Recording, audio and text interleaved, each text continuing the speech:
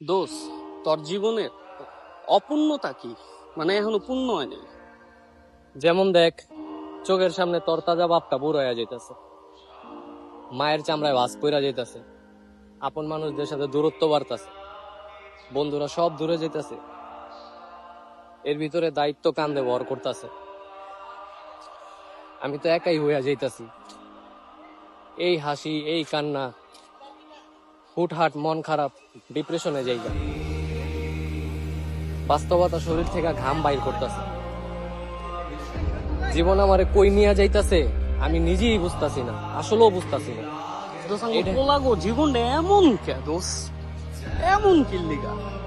সবাই খালি এক্সপেকটেশন রাখে আর কি আমাদের উপর।